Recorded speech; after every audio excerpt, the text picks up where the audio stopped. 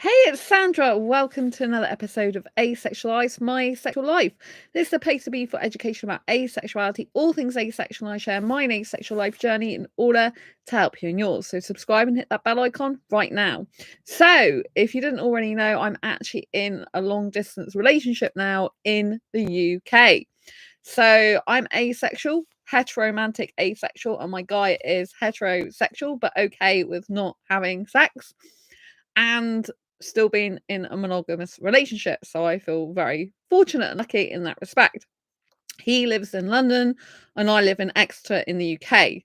So by train, it's about 3 to 3.5 hours, roughly. You can get some early, quicker trains, but he usually comes to see me by bus. So yeah, you're talking at least 4 hours normally, 5 hours. Well, usually he leaves at 8 and then gets into my city if it's on time at midnight. So that's like 4.5 hours. And then he does the same to go back, basically. It goes back at a late time, but it's about the same type of hours, 4.5 hours. So yeah, that's quite a lot for him to do. But he comes to see me at weekends, and that's really good. So our relationship is still fairly new in this lifetime. I believe I've known him in a past life. And I haven't actually had a successful long distance relationship before. I haven't had an actual real relationship long distance before. I was once in an online relationship long distance that lasted about a month, and that was it. And that was with a asexual guy theoretically, but I'm not sure he actually was asexual in the end. So if you are asexual, you might be contemplating, or you might already be in a long distance relationship. Now, this particular video is specifically mostly focused on a long distance relationship in the same country. And the reason I stress it's in the same country is I personally believe if it's a long distance relationship in different countries, it's a lot more challenging, a lot more harder work. And unless you've got the ability to actually meet up with the person in person, then I personally wouldn't go into a relationship with someone abroad. Having said this, there's asexuals who are in relationships with other asexuals in another country. That, as far as I know, from what people tell me or in groups that I see, people do end up being in relationships where their countries apart. I do know someone in the entrepreneur space who's just got remarried again, I believe last year, to one of her previous husbands. She married her husband. It's very interesting. One of them. So it's very interesting, but they're currently living in different countries, but they are planning to move in together. So what I would say is if you are in different countries, let's tackle that first. If you are in different countries, you really need to be having a plan of when one person is going to meet up with the other person, to actually have in-person relationship and dating time. But also you need to have a plan of when one person is going to move to the other.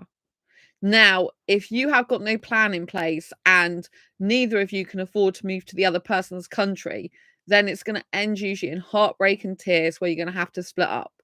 And you might not split up for years, but unless one person moves to the other person's country, unless all you want all your life is an online relationship, it's never going to last and you're going to split up in the very end.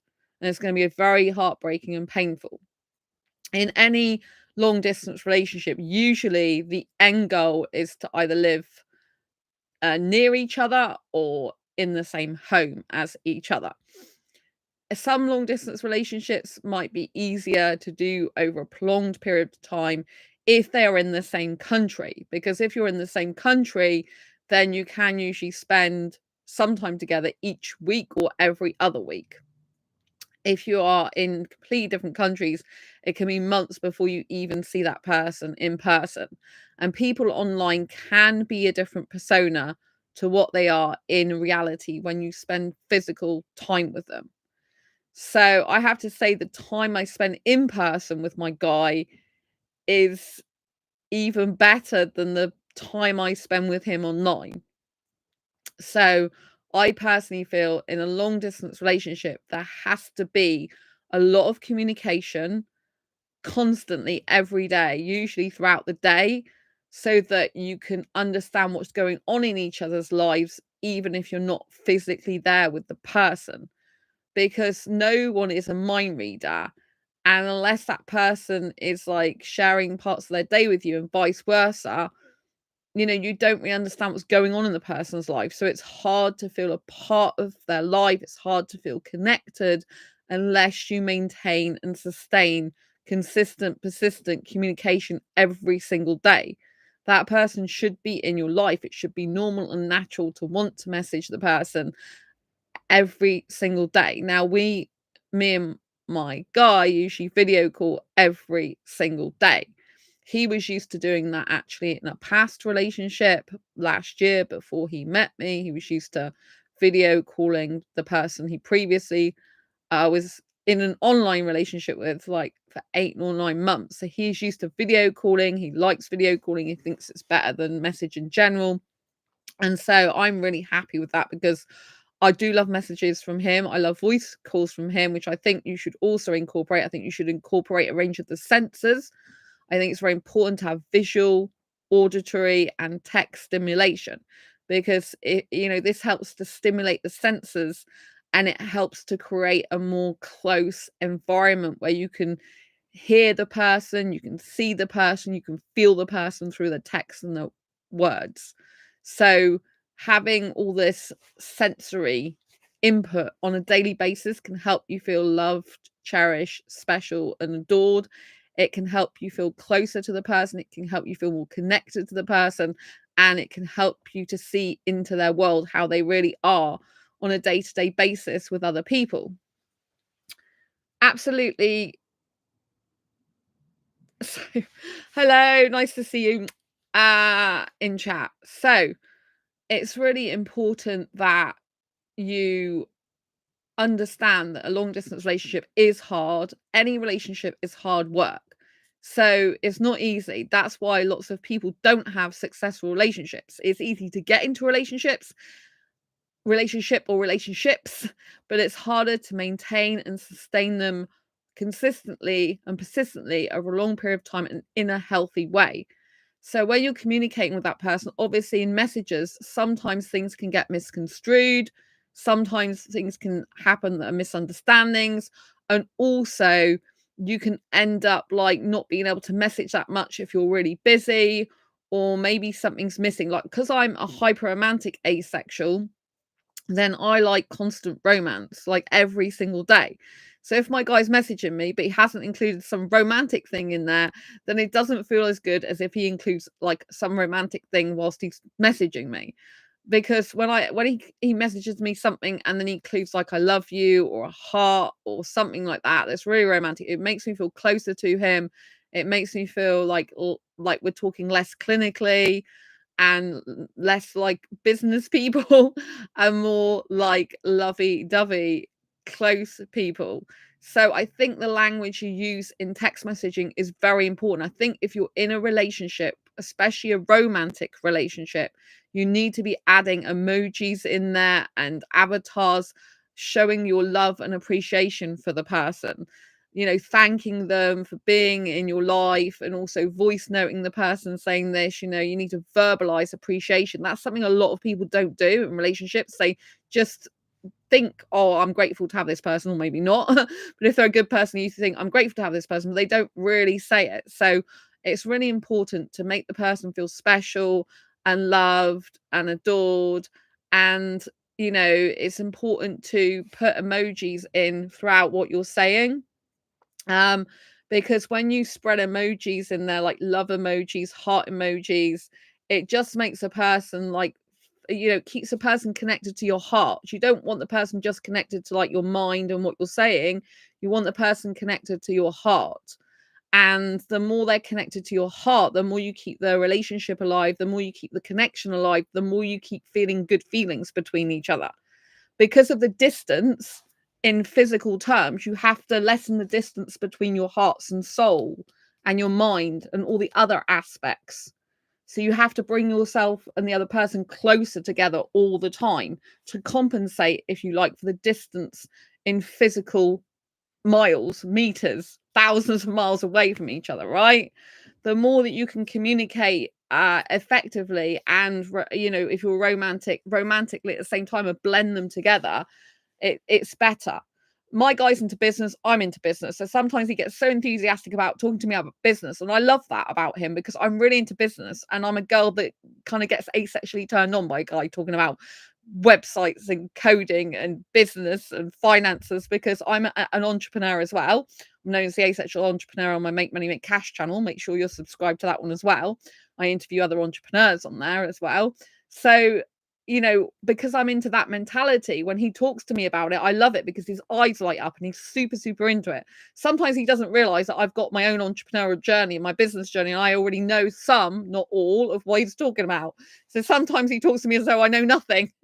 And I'm like, I've been in the entrepreneur space since 2012, darling. But it kind of like, he doesn't really think about that.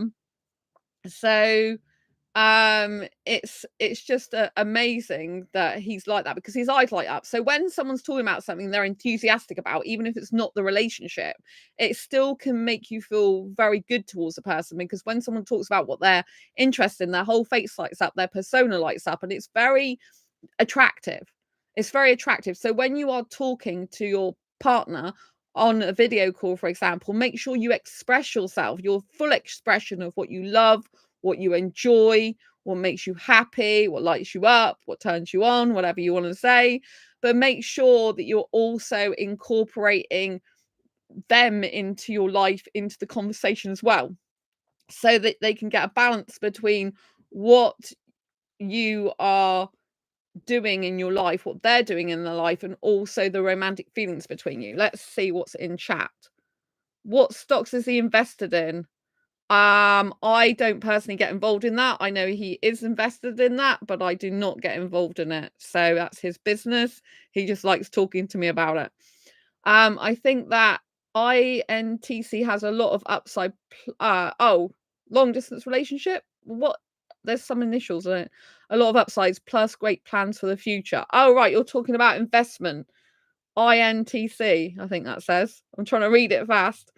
Yeah, so I don't know what he's invested in, but he's good at stuff like that. So yes. And someone's saying, Ria's saying, I sent her these. I can't with kisses and that. That's cool. Yes. So when you're talking, it's good to use a video call to talk face to face. It's good to use text messaging and audio. When my guy uses a combination of all these three, it makes me feel a lot more closer to him, a lot more happier in the relationship, and it's kind of like makes the distance less so, you know. So this morning he voice messaged me before his work. It was really lovely stuff, saying he loved me, he misses me, can't wait to see me. And so that just made me ultimately feel so much closer to him. And then he was messaging me, and he, you know, some guys get really busy with their work. He gets really busy with his work. Sometimes he doesn't have a chance to take much of a break, right? And just, you know, I know that about him, but just him messaging me like, you know, like thinking of me, or little he creates these really unique like avatars. He's got an app, so I don't know how he did it, but the avatars are his avatar, but they say specific words just for me and him on there, which I think is very good, because you know then that he's like just sending that to me, right? Because he creates it based on what we talk about sometimes as well. So it's really nice. They're like personalized messages that he puts on things. So that's really sweet. So even if he hasn't got too much time to message throughout the day, just like the loving avatars that he sends me with like messages on there is really, really sweet. Again, that makes me feel like it melts my heart, because I'm a hyper romantic. So that makes me feel like more warm to him, more loving towards him, more wanting to see him. Keeps the romance alive. Plus, it makes me know that he's still thinking about me. So that's really, really good. And sometimes he messages me and he's on the way home. Sometimes I'm not sure he does that all the time, but we usually video call every night anyway, around 8 o'clock. So yeah, so we've got a time when we call usually, but also we set a schedule. So I've got a schedule up here. I'm not going to go into every detail, but when we see each other, we create like this is one of the previous schedule. We create like this schedule. It's based around my work, because his work is like 9 to 5. So his work is 9 to 5 roughly, but then he's got to get public transport to get home. It takes him quite a long time to get home because he works away from his home. So he's got quite a lot of travel time, and then he's got to get eating and get ready. So where I do a lot of my work in the evening, it's like nighttime now. It's like gone 11 o'clock, between 11 and midnight in the UK. So the thing is, if you're on different time schedules, you need to be able to like work out a plan of when you can actually video call to have quality time with each other. I think that's so important, because if you've got any problems or difficulties in the relationship or just in your life, you need to be able to have that quality in-person viewing time to be able to feel like you're with the person, even if you're not. The more you spend time in person on video call that person, the more you feel like you're connected to them. But the less time you spend in a video call, the less you physically see them, you can be more disconnected. Because when you see the person on a video call, you can see their facial expressions, their body language, you can see what they're thinking about more, you can see how they are on a daily basis more, you can see how they interact with other people, because he lives in a shared house. So I don't. I live in a house with other flats, but my actual flat is self-contained. So I can see how he interacts with the guys he lives with and stuff, and the people. They're not all guys, couple and stuff like that, So I don't usually see the other people. I just see him talking to them while I'm talking to him. It's nice that he takes the time to message emojis or like thinking of you. Yeah, it's really, really nice. It's really nice that he's thinking about me. Yeah. So yeah, this is like a schedule. So what we do like every week before he goes home, like because he comes at weekends, is write down the schedule. Like this was one of the previous weeks, because like my schedule is kind of all over the place. It's a lot more like he's more flexible to my schedule. So after he's finished work and we video call, I can change the time of the video call with him like beforehand. So mostly the video calls are worked around my schedule, because he's finished work by then. So, but I need scheduling, because if I don't know what I'm doing, so we put my work on there, like podcast interviews I've got, etc. And then when we're video calling and stuff like that. So I'd usually do that each week, and also goals together. Ooh, so I'm not going to go into all them because it's a bit private, but it's good to have goals both on a weekly basis for both of you.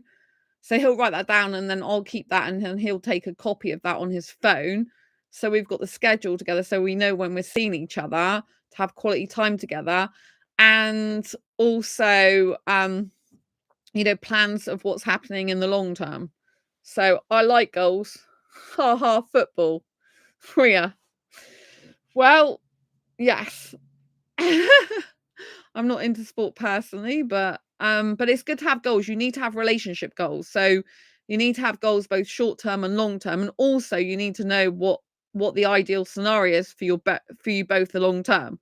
Like, do you want to live near each other? Do you want to live together? Do you want to get married or not get married? Do you want to have children or not have children? Which country do you want to live in together? All this type of thing needs to be discussed up front. Obviously, if you both want to live in different countries, that's not going to work. Like if you might be long distance in the same country now, but if one of you leaves the country completely, then that's not going to be good long term. You need to be in the same country. You need to ideally be moving to live near the person. One of you needs to go and either move to live near the person eventually or with them. But some people can sustain a long distance relationship for years in the same country. It is doable if you see each other like every week or every other week. I would suggest every week is ideal, but obviously with work and stuff, training you might have for a job or stuff, it might not always be possible. But I think the more in-person time you can have, the higher the quality of your relationship, because you do need that in-person time, especially if things are difficult. Like say you've had an argument or a disagreement, or you're both just like not seeing eye to eye on something. If you're long distance, it can be a lot harder, because you're not there to actually cuddle each other and make up in that way, if you know what I mean.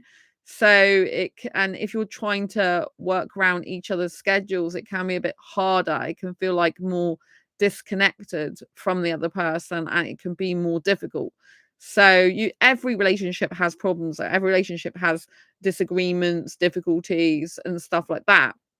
So if it's the case that the distance is causing that, though, then obviously rectifying the distance issue is going to be a top priority, or should be a top priority. You might need to reschedule things as well. Ideally, you don't want to be doing that too often, if it's going to cause disharmony in the relationship. So what you need to do when you first get into a relationship is start a schedule together. But then if things don't quite work out, like the timings aren't right, then you need to like both discuss it together to sort of different times schedule out that you're both happy with. Because like sometimes, like when my guy is getting home from work, he's still finishing eating, you know what I mean? When we're meant to be doing a video call. And then I've got, maybe like the other day I had networking. So we had to, but I already told him about that up front. So he knew about it. So I had to change the times that we call, but we end up calling before and after networking because we had something we had to sort out. So sometimes in a relationship, you have set times for video calls if you're both on different schedules, for example. And also it's good for time management and doing other things in your day. But there might be times where something doesn't feel quite right, or something's gone wrong, or one of you's got a problem in your day that you just actually need to phone up the other person and talk to them there and then. So if you've got any problems or difficulties in the relationship, if you're living with someone, obviously you can sort them out pretty much there and then, providing you're both together.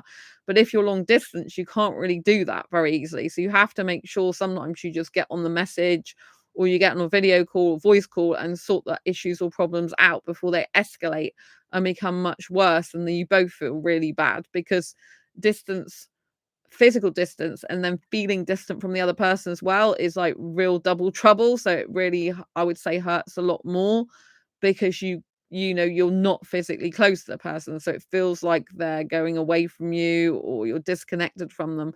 So I think you can feel that in any relationship that has some difficulty at some point. Like, you're not going to agree on everything, you're going to argue or disagree or have a fallout or something like that. So that's quite normal in healthy relationships. I used to think healthy relationships meant you don't disagree, you don't have any conflict, you never argue or anything like that, but actually that's not true. Usually healthy relationships do involve some disagreements, because people are two different people coming together. And if you're just saying what the other person wants to hear all the time, then you're people pleasing them, which means you're not really being yourself, and that can be deceptive. So you're going to have sometimes when you don't actually agree on something, and you could upset each other without meaning to. The best thing to do if you have got an argument, disagreement, or you're not seeing eye to eye on something, is to have effective communication where you both say how you feel about the scenario, both give your points of view, try and listen without judgment, and also don't use insults to the other person, don't drag anything up from the past, don't swear at the person. And this is an ideal scenario. I'm not saying these things always happen, but this is what you want to happen. And use like I feeling statements, like, when this happened or when you did this, I felt this. Rather, don't attack the person. Don't say you're horrible, rah, rah, rah, rah, rah, because of blah, blah, blah. Do not attack their personality or anything like that. Just say the behavior that you don't like and why you don't like it, how it makes you feel. So that's what you want to be going for if you're having a conflict resolution discussion. Be open, be honest, and share how you feel, but they can share how they feel. Try to understand both your point of view and the other person's point of view, and say that they're both valid. And try, you should both really, like, at least one of you should be apologizing, if not both of you. If both of you are upset for different reasons, but it's over the same thing, then both of you should be apologizing to each other. So it's not easy. Relationships, not healthy relationships are hard work. Toxic relationships kill your soul, and you need to get out of them. But healthy relationships are still hard work, because you're trying to keep them healthy, you're trying to maintain a relationship. And along with a relationship goes work. um it's good to talk about problems. Can't agree more, and surely can't disagree less. Yes, talking about problems is very, very good. Don't repress or suppress them, because they will explode later and you'll have an unhealthy relationship. So even though it's difficult dealing with conflict, and it's really hard, and it can feel like you're losing the person or they're going away from you, You have to be able to do that because you know you're going to have disagreements. Who is your target demographic? Says Ria. This channel is predominantly focused on asexuals, so those who lack sexual attraction, but I cover dating and relationships a lot on this channel. So anyone who's dating and relationship focused, mostly it's 18 to 35-year-olds are who watch this channel. That's my predominant target audience, if you like, or people that follow me. Like they're my community. I don't like go set out to specifically target anyone. That my beautiful community here, the most age group that watches my channels 18 to 35-year-olds, if you're wanting to know that. So yeah. And my partner is in his 20s. That's a goddamn sum of what? Oh, you like the advice, most advice online. That's a good demo. Yeah. So most active online, yeah. So yeah, I do have a lot of followers because one of the people that follows this channel for years, she's actually got engaged. So well, actually, I think they're a they them at the moment. Their gender changes sometimes, so I'm not sure if they're a they them still or a she. But that person, the beautiful person called My Life, they know who they are. Hello, if you're watching. Hopefully I got your pronouns correct. Then yeah, they've got engaged recently. They commented that you know, the advice I give on this channel's really helped them in that relationship. So it's important to listen to what I say because I do study dating relationships a lot. I've studied dating relationships for the last few years. Gender stuff got me clueless, but I'm happy for them. Okay, yeah. So, yes, so I'm asexual in sexual orientation, but my partner, he's heterosexual. And I was years ago in heterosexual relationships as well. So we're different sexualities, but he's fine with not having sex in the relationship and he's monogamous like I am. So yeah, he gets enough excitement from just kissing me. Which is great. But yes, so he also likes the fact I'm intelligent and business minded and all the other things that go with me that are not sex. So it's good, you know? And it's important that people know that there are some heterosexuals that can live without sex. I think they're quite rare, but there are some. So I do know asexuals who are in sexless relationships with other heterosexuals as well. So and they make it work. So it's good. It's good, people. And yeah, if you followed this channel, you'll know that I've been looking for my current guy for 10 years because I believed I had and have a soulmate from a past life that I've been searching for on this channel for years. So Indian guy. And yes, I believe the guy I'm with now is the one I've been searching for. So I believe in past lives. I'm very spiritual. I'm digressing here loads, but when when you are in a long distance relationship, it's good if you've got a lot of different topics to talk about. So because I have a lot of different things I'm knowledgeable about, it keeps the relationship interesting because it means that there's always something to talk about. There's never really a time when I've got nothing to say, or he likes listening more than talking. So we go quite well together in that respect. We go very well together in lots of respects. But he is calm and I'm more loud and bubbly. He's more calm and quieter. I wouldn't say he's quieter, calm and quieter. And I'm more loud, bubbly and talkative. He's more of a listener and he loves listening more than talking. I love talking, but I do listen to him a lot. So once when was it? A couple of weeks ago. So, he said something about not listening to him, and then he was going, "Oh, you listen to what I say. You heard everything." I'm like, "Yes, I do actually listen to you intensively."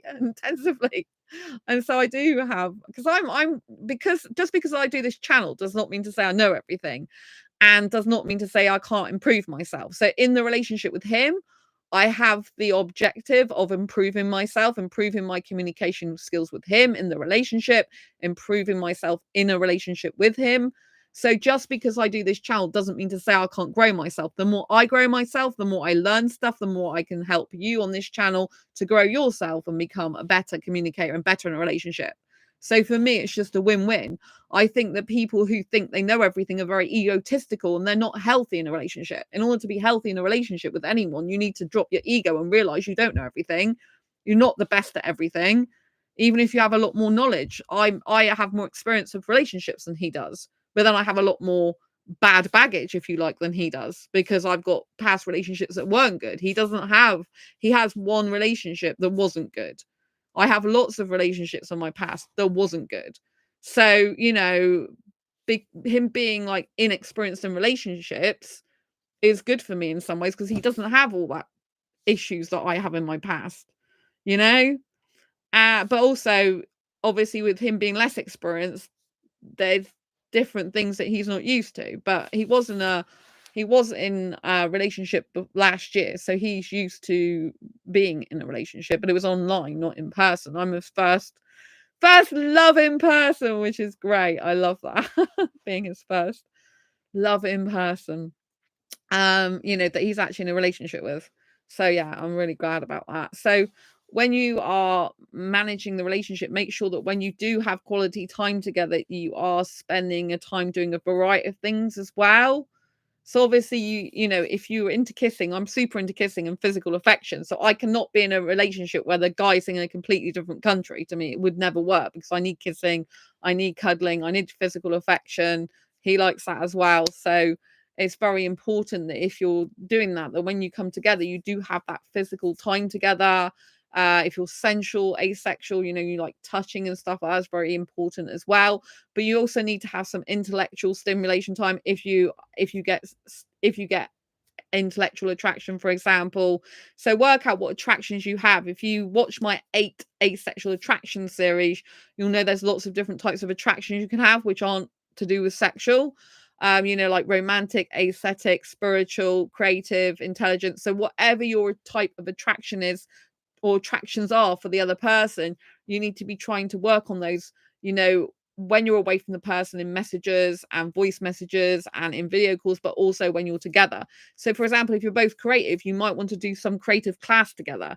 If you both love just the same things, like we both like going to the movies, so you know, a movie is very relaxing together and it gets you out together but doing something fun. So you want to be keeping the relationship like both serious and have some fun together at the same time, so that you can experience a range of emotions with that person. The more different emotions you experience with that person, the more range of emotions, the more range of senses you experience that person, the more it draws you closer together, and the more it helps you maintain and sustain the relationship and give you variety in it. Because obviously at night as well, like, or whenever you're doing your video calls, you know, you've got to be able to come up with something to say to the other person. Now that might be easy if you live a very active life and do loads of different stuff, but if you don't, you know, it's like, what are you going to share together? And the whole point is you're sharing stuff together. So if you've got stuff, you know, like some people who in long distance relationships, they actually watch a film together. They'll have a place where they go virtually online. One of them will play the movie and they'll share the screen and they'll watch the movie together as if they are together. Some people like will literally be on a video call and fall asleep with the other person, like with the phone next to them on the bed, for example. So it feels like they're actually sleeping next to the person even when they're not with them. So there's all sorts of stuff you can do. Like, you know, I'm asexual, so I'm not into sex, but obviously some people might might be doing stuff like that on, I don't really recommend doing that type of thing, but you know, might be doing some stuff on video call like that. But you know, but I think it's important, like if you're into kissing, blow each other kisses on camera like this, and you know, don't forget to tell the person you love them and appreciate them and care about them and talk about their looks, give them compliments and things like this. So do everything you would do in person on video calls, in messages and in voice messages. I haven't found it in me to have the courage to go out there. I've had a break up years ago and I feel I may repeat the unpleasant experience of my last relationship. Instead, I stay alone.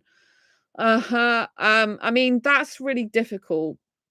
What I would say is if you've had past relationship problems and experiences, is to actually find out how you can make things better for yourself in a future relationship. So I used to attract people that weren't good for me.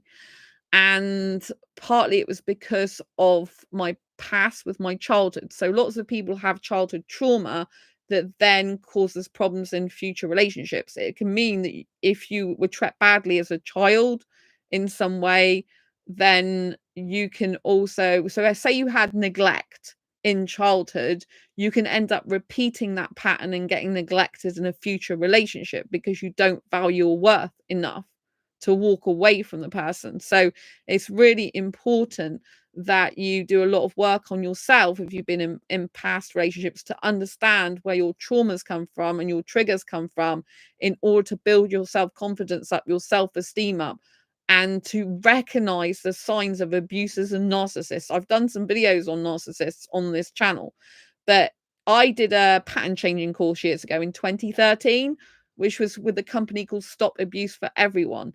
And it was a 14-week course, and it gave practical advice on how to spot signs of abusers, narcissists, that type of thing. And it was really informative. And so by going through that process, I was able to then understand when I thought someone was being nice or good, they really weren't. I was able to understand. I also studied a lot more online, different YouTube channels, all about like what are the signs of a manipulator? What are the signs of a narcissist? What are the signs of an abuser? What type of thing do they say? Do they do? Do they act? How their patterns, so that you can actually see patterns emerging. Like, I was on dating sites before I met my guy. I met my guy on Facebook dating, actually, and there's a lot of people who are not good online, but you need to be able to spot it in their messages, the types of things they say, like backhanded compliments. Their words don't match their actions. They're lying about their age and stuff. You know what I mean? And what I would say is, don't allow past bad relationships to put you off finding the right relationship for you, because you don't want the people who are bad in your past to win and have power over your life now and control over you. You want to be free of their control and their power and be able to understand that you're worthy of love, you're worthy of respect, you're worthy of kindness, you're worthy of someone loving you and treating you the way you want to be treated. I don't know, I feel like I was giving her my all, but my introverted nature pushed her away. Plus she took the dog with her, so I felt robbed in more ways than one. Oh, I'm so sorry. I'm really sorry you went through that. Yeah, my guides, well, it's weird. When he was on one of the dating sites he was on, because I saw him delete his other dating apps. I was there and he's like, "Oh, you can push the delete button. I've no need for it anymore now. I'm with you." That was really cool. It said his personality type was introverted. But when I was talking to him tonight, he was like, "Oh, well, I have in the past." He said it depends on the people I'm with as to how I act. He said sometimes I'm in one-to-one, sometimes I'm in a group of people. So it all depends on who he's with, which was very interesting. So like, but I think it can work even if you've got one person introverted and one person extrovert. It depends on how flexible you are. If someone's so introverted that the other person's just going out on their own all the time, then I don't think that would work. But if the introverted person's more accepting and wants to go out with the extroverted person, like to certain places, I think it can still work. But if that person, didn't value you for who you are and you weren't the right person for that person, it doesn't mean to say you're not going to be right for someone else. A lot of asexuals are introverts, by the way.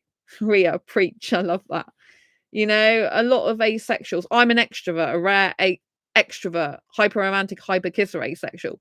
But most asexuals are not that into kissing, and a lot of asexuals are introverted, and I don't think you should let bad past relationships destroy your chance of ever finding true love and happiness with someone who is good for you.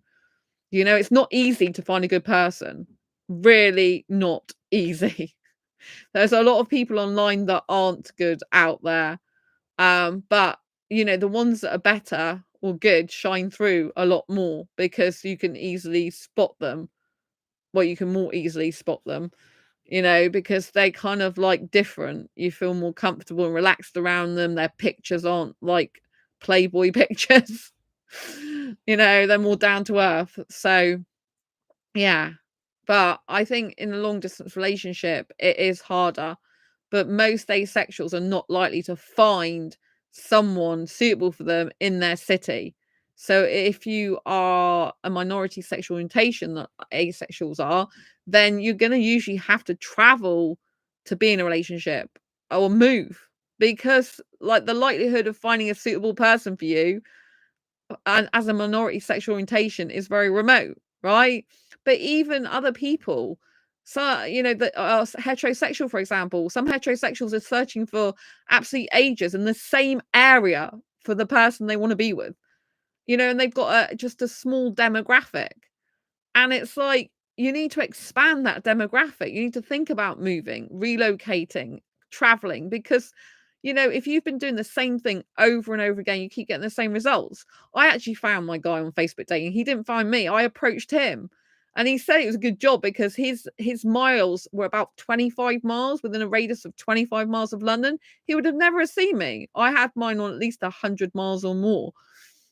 So that's how come I ended up in his inbox. But he said he had his in his filters, he had it about 25 miles from London maximum. So we would never have met had I not gone in his inbox. But then I'm very forward like that, I'm very extroverted. So I did, I'm not approaching guys anymore because I've got my guy, but I did approach guys. So if you're a female watching this now, you're thinking, should I approach guys on dating sites? Absolutely, you should. You shouldn't just leave all the approaching to guys, especially these days. A lot of the gender stereotypes have completely changed. Like in nightclubs, for example, a lot of guys just hang around the walls expecting women to pick them up. It's very weird. It's like completely different to how it was years ago. But those guys are just looking for sex usually, and I'm not interested in that. But yeah, so I would say make sure you don't let the past destroy your present. Like, even now, though I'm in a serious committed relationship, I still got like past difficulties that are going to crop up that are no doubt gonna like impact this relationship that I'm in. I have to be consciously aware of that. And I have to ask myself, okay, is this a difficulty with the specific person I'm with? Is it a problem with me and him that we're having together?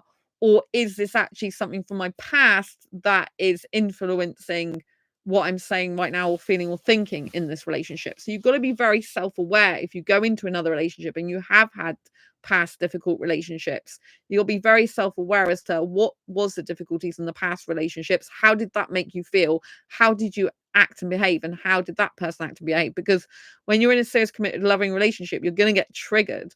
The other person's going to get triggered. You're going to like rub each other up the wrong way sometimes because you're different personalities. You're two completely different people coming together for a shared experience. And the more you spend time with each other, the more you're around each other, you probably become more like each other in certain respects. So, you kind of end up blending in with each other more, changing naturally to be more like or with the other person because that just evolves over time. But you're still two completely different personalities, so you've got to respect the fact that they're not going to be the same as you and you're not going to be the same as them. Now, because me and my guys got into a relationship quite quickly because we believe we're meant to be together and love each other, which is not usually recommended to get into a relationship quickly, it is harder in the sense that we're still discovering loads about each other. So it's not recommended to get into a relationship quickly with someone because you might find out something about the other person that's just totally incompatible. And then you've got really deep into the relationship and, then it's heartbreak and pain. So it's not actually recommended to do that. Doesn't mean to say it can't work out. I know it's worked out for some people and I'm actually doing it now. But it is harder because you don't know everything about the person. You haven't given yourself both time to fully get to know each other. But then in any relationship, even if you've been in like you've known each other 6 months and you get into a relationship, there's still loads you don't know about the person. I would say like a few, you don't really know a person probably until a couple of years later. So even if you get into a relationship within a year, I still don't think you know the person. I think really you don't truly know the person. One is if you live with them, you get to know them a lot more quickly, but you might not like it. And then, two is I think it takes a long time to get to know someone, and you can never truly know every single little detail about someone because they've got a past, they've got a history, they weren't there with you, you weren't there with them. You see things from different angles of your childhood that other people might perceive differently. So you're never going to fully 100% know everything about the person. I would love to say in my ideal romantic scenario that I know every single little detail about him and he knows every single little detail about me in the future. That's not going to happen though. It's unrealistic, right? He's got a past history. I wasn't there with him. I've got past history. He wasn't there with me. He's only got what I'm telling him, and I've only got what he's telling me. People perceive people differently. So you have to remember that when you are loving someone, you have to try and love the whole of them, including how they are, not how you wish them to be. And I think that's one of the hardest things. If you've got a specific expectation or idea in mind of your ideal person, but they don't live up to that in some ways, but they live up to it in others, then do there some ways that they're not living up to it really bug you and bother you, or are they ones that you can just manage with and be okay with? Because no one's perfect. You're not going to be able to get your picture perfect person exactly as you want them, because the whole point is you're saying as you want them, and you have to accept the person how they are. So with my guy, for example, he's a lot more kind of laid back than I am on certain situations, like with timekeeping, for example. I'm like really punctual and expect to the minute to be at somewhere, like on a video call, whereas he's more like, oh, I'm just finishing the washing up, like I'm just doing this. It's like there's gonna be a few minutes, but it doesn't always tell me, which which caused a little bit of difficulty lately. But because it's like, where are you? But you know what I mean? It's not really like a deal breaker, is it? You're not gonna not be in a relationship with someone just because they're a few minutes late on a video call or something like that, because they're busy doing household stuff, you know what I mean? So you've gotta like really understand like the person, and the person's got to really understand you. And you've got to know, like, is the things they're telling you and how they are with you in the relationship, are they deal breakers? Are they things you can't get around, or can you accept? Like, you really have to try and have similar or the same morals, beliefs, and values. Like you can't be with someone who's totally the opposite to you in a way that you can't stand. So, for example, one of my exes, I don't really know how I managed to be in a relationship with this person, but one of my exes was into fox hunting. I'm really against fox hunting. I don't agree with it, but I was in a relationship, long-term relationship with one guy who was into fox hunting. His family did it. And I had to choose, like, do I stay with the person even though I totally disagree with fox hunting and it's really bad and hurting animals, or do I still be with him? He ended up not being a good guy, which, you could say, well, people who do fox hunting don't really care about animals. What do you expect? But, I had to make the decision, do I stay with him in that relationship or do I not? Because I don't personally agree with it. So, you've got to make decisions like that, which is hard sometimes, but you've got to ask yourself, like, the relationship you have with that person is the thing that you're not quite compatible on, well, not like seeing eye to eye on, not exactly the same on. Is it livable? Is it workable? Can you still accept it about them? Because some people in relationships, they split up over stupid little things that really don't matter that much, and then they end up getting in the relationship with the wrong person who says they tick their boxes, but really they don't anyway. They're just lying. So it's better to have someone in a relationship that can be their own person and say, look, I actually don't agree with that. I'm not the same as you on that, than have someone who's just lying to you, pretending to be someone that you want them to be, which is not going to be sustainable long term anyway. So, but you have to work around it. You've both got to see what's going to be good for you, and you've both got to try and understand each other's point of views. The best thing to do is, if you do have a disagreement, is to try and see each other's point of view and validate both of your points of view, and empathize with both points of view. Like, say, well, your point of view is valid, my point of view is valid. We're both making valid points here. So you both feel respected, you both feel loved, cherished, and adored still. And if you are having a disagreement, please still start to say you love each other and stuff like that. I think it's a lot easier to do that in person. Like, a lot of people, if they've had disagreements or arguments, they can kind of kiss and make up in person after a while, yeah. But when you're in a long distance relationship, say the person's got work the next day or something, it's not always possible to continue the conversation until it's finished, because the person has to go to work, the person or you have to do your own work, or you have to do your own, go out shopping, and so you have stuff that you've got to do daily to feed yourself, clothe yourself, keep yourself in accommodation and stuff like that. You've got other things going on in your life. When you live together, you're together as a unit. You kind of have to sort it out more there and then, because it's there in your face. But when you're long distance, you can end up finishing the call and stuff like this, which can, if you've ended the call on not a good note, it's not great. I would always say, even if you've got having an argument, to still say to the other person you love them, you miss them, you care about them, because the argument is not about not loving the person. The argument is about not liking what, or agreeing, or understanding what the other person is saying. You can still actually understand what the other person is saying, though, and still disagree with it.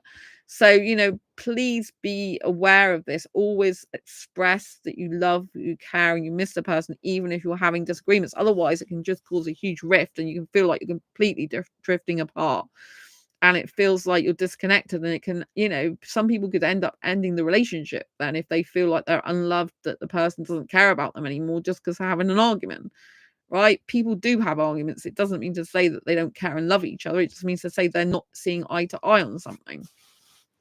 So make sure that you're still keeping the conversation as loving as you can. Having loving arguments is better than having tearing each other apart arguments, if you're going to have an argument. And if you're completely avoiding arguments, it's not going to be good either, because you need to come to understand each other more.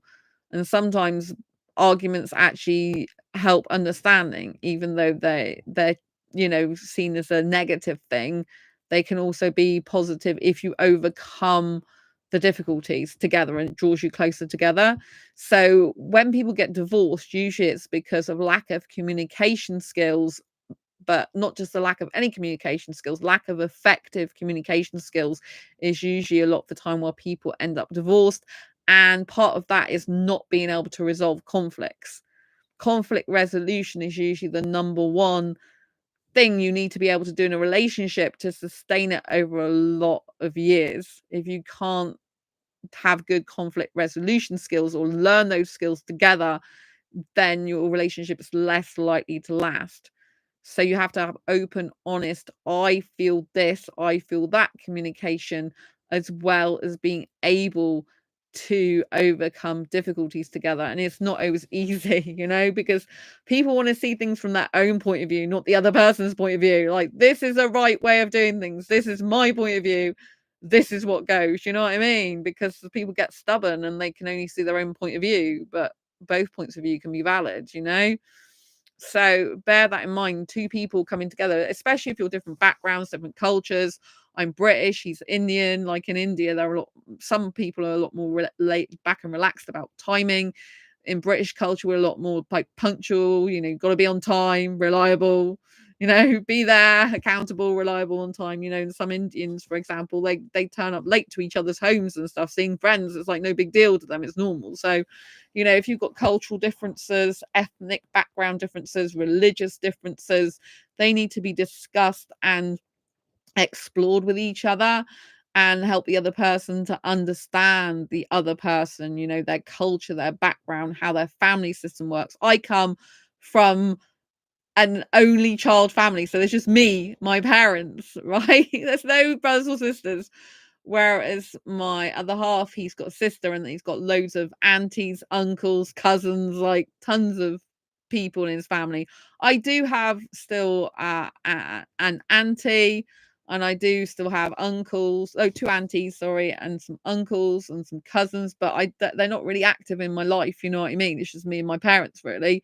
And my parents are not that active in my life. Like, I don't speak to them that often as I should probably. But yeah, no, we're very different people. So we do talk on the phone sometimes, but that's mostly it usually. So, but my other half, because he comes from an Indian background, Indian family's very important to him. Like, his sister's a messaging him, and sends photographs to his family and stuff. He's on the phone to his cousins. So it is a different type of culture, different type of background. So you have to be able to be understanding of their culture and differences. Like, I am used to being on my own, and prior to being with him, doing a lot of stuff on my own. He's more used to doing stuff like either being on his own, but not doing much on his own, like staying at home on his own, whereas I used to go out a lot on my own, or he's used to being with a friend or family.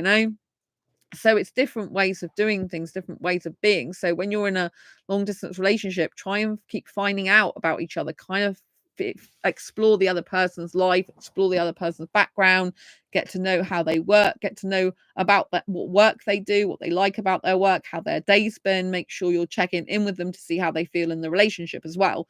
This is something that's so important. People just take for granted that everything's okay in a relationship, and then something can happen and one of you explodes, or one of you cries, or one of you feels uncomfortable, or one of you is like not feeling good or something. Make sure you're keeping involved in the other person's life, but also involved in their feelings and emotions, and seeing how they're feeling in the relationship. Like I come from anxiety perspective, so I've got an anxious attachment style. It's important, if you have any childhood trauma, that you understand you've usually got an insecure attachment style, which I have a anxious attachment style. He's a very calm person. He's not anxiety induced like I am. So that's a big contrast between me and him. And I think he's still getting used to the fact I have actually got an anxiety disorder, generalized anxiety disorder. So I think he's still getting used to that. Like, sometimes I think he's really good with it. Other times I don't think he quite understands it. And when he's saying stuff like, "Oh, you're really anxious," I'm like, "Yeah, because I've got an anxiety condition, like I've had for years. I've got a diagnosis from a medical professional that I've got an anxiety condition." You know what I mean? And I told you that in the beginning. But because he's not used to being anxious himself, he doesn't totally understand 100%, I wouldn't say, about how that feels or affects my everyday life. I think he does have an understanding of it, because he listens to me a lot, really attentive, and he tries to understand me. But I don't think he fully understands it, because it's like, to me, it's involuntary. It's not something I'm choosing. I'm not choosing to be anxious. I get fight or flight come up in stressful, anxiety inducing situations. My worst worst anxiety scenario is my worst anxiety is anxiety or potential relationship anxiety, and I'm actually in a relationship now. I've calmed down a lot. So when I first got into the relationship with him, I couldn't even sleep in my own bed at my own time. I was too anxious about what was going on and happening, right? But now I've calmed down a lot in the relationship. So now most of the time I'm calm. But if there's anything difficulties that we have, that really sets my anxiety off, because I have in in my past, I have stuff to do with neglect, and I have stuff to do with past abusive stuff in relationships. And so it can be really hard, because if you've got past trauma, and then you've got an anxious attachment style, anxiety disorder, it can be a lot. But obviously I'm mindful that he's got to accept that and understand it, and that's quite a lot for him to take in. I don't expect him to just understand it all when we're in a new relationship, and for him to, when he's like not that way in his mind, I don't expect him to completely understand it, right? Because for me, it's involuntary. I can't help it. I'm not choosing to be anxious, right? No one really chooses to be anxious. But I know some people can get into patterns of anxiety and stuff, and it's to break those patterns. But he is very good in the sense that he's saying, to do with the mind. He's like, "Oh, your mind is always anxious." And I'm like, "Yes, because I've got an anxiety condition." But sometimes he's helpful. He says, "Well, he'll tell me what is a better way of thinking."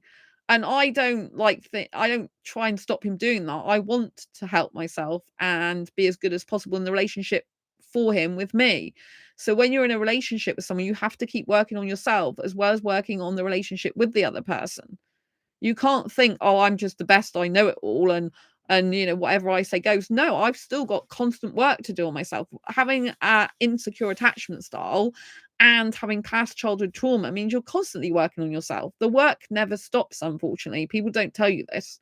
There's no like, "Oh, I can relax now, all my work's over." No, you have to keep working on yourself. You have to keep improving yourself. Like, just because I do this channel doesn't mean to say I know everything, doesn't mean to say I can't improve myself. People who are true pioneers or true leaders in self-development, personal development, for example, dating and relationships, are the ones that are actually living and breathing and doing what they say on the channel. They are literally improving themselves. I can only do best for my community here if I'm growing as a person, if I'm learning. I believe in this relationship it's good because I believe it will challenge me, not necessarily like, it will challenge me a good way, but it might not feel good sometimes because it will challenge me to be better at communicating in a natural relationship, because there's all types of communication, isn't there? There's communication you have with friends, with work colleagues, with family, and then in a relationship. It's different types of communication. And when you're in a healthy relationship and a serious commit relationship, it's very different communication than when you're just randomly dating some person, or randomly, like I used to, go out in clubs and kiss guys. There's not really a relationship there. You don't really communicate, right? So I have, and because I was with guys in the past that weren't good, I've had to spend a lot of years training myself in how to have a healthy relationship before I get into a relationship with this guy. So I know what a healthy relationship looks like, but I still have more to learn because I've not had the actual practice of being in a healthy relationship with someone. Right. So I'm now having a practice, but I'm now having to learn more techniques, like in a serious, committed, healthy, long term relationship.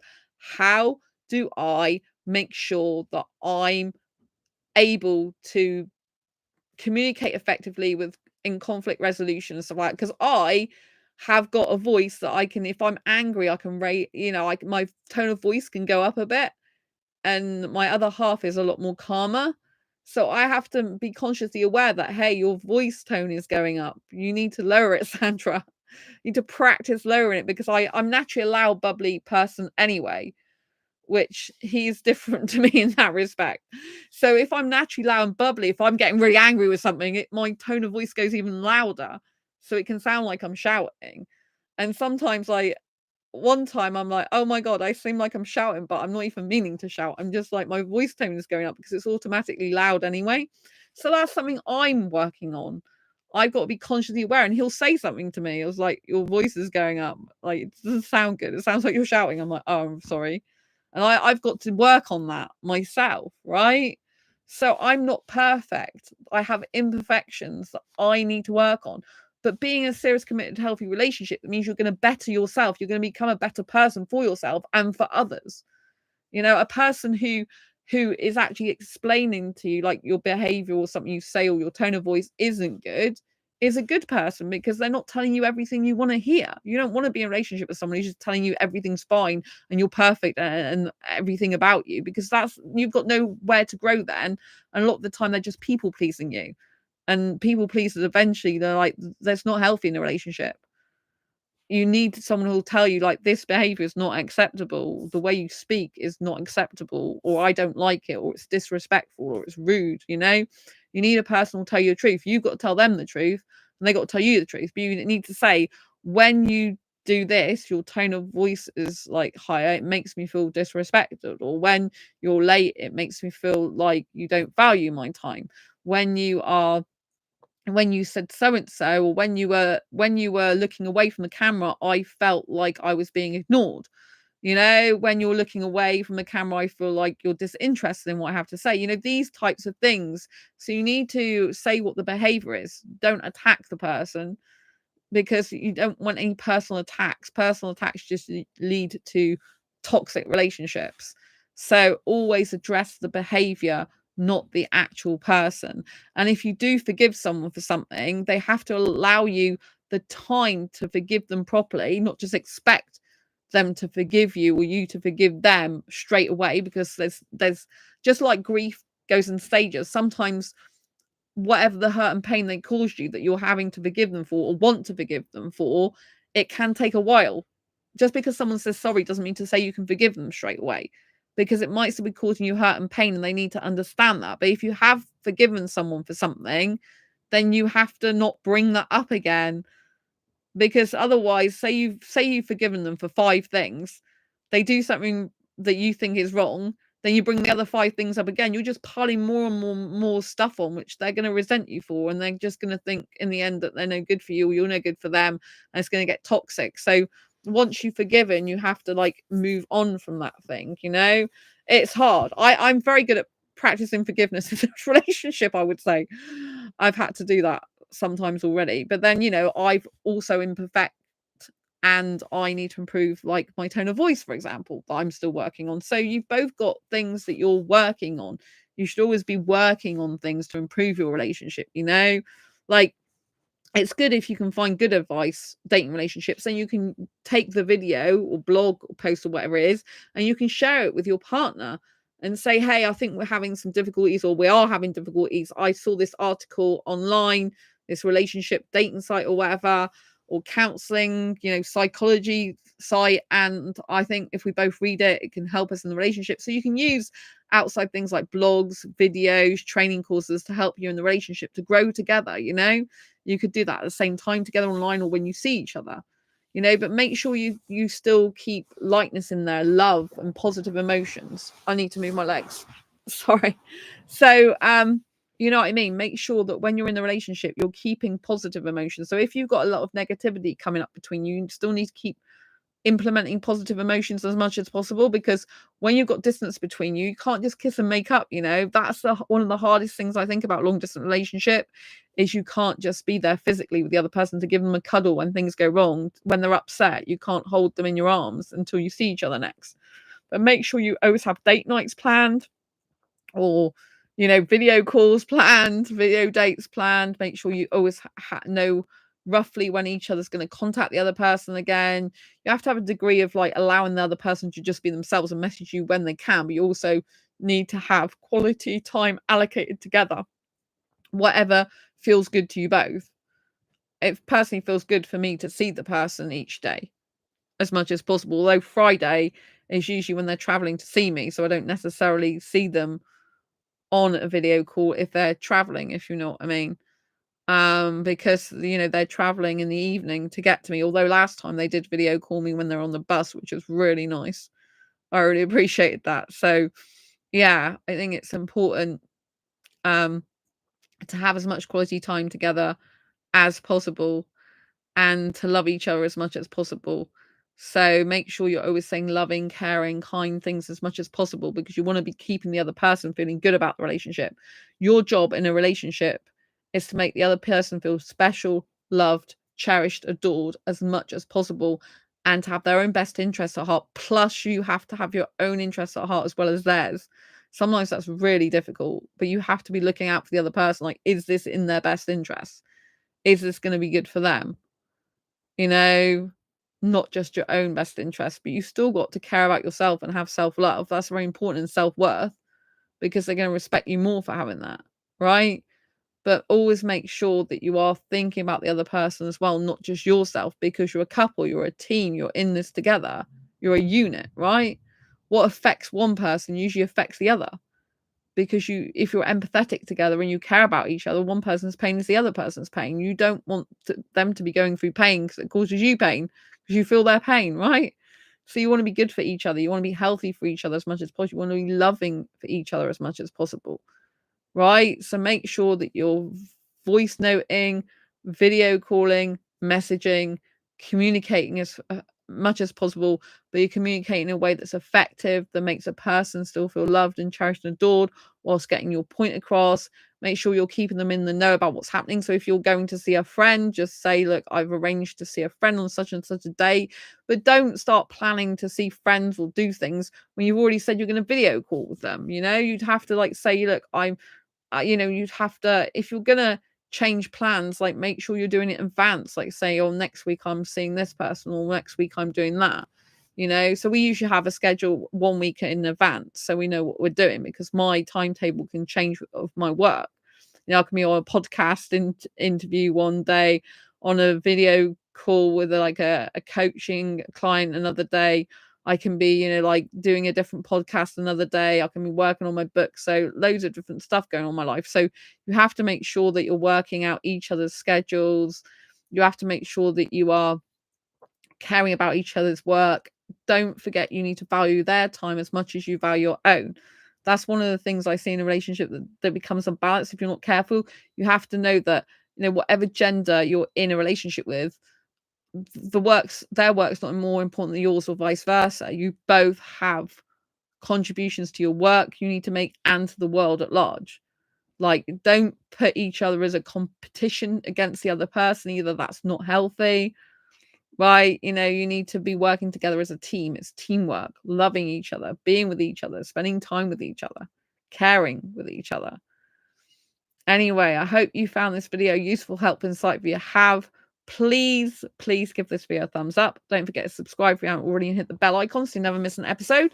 And if you want more advice from an asexual perspective on love, life, and sex, and there's a lot of relationship stuff in here as well, please get a copy of this best-selling Asexual Perspectives book out on Amazon. Link should be in the description below.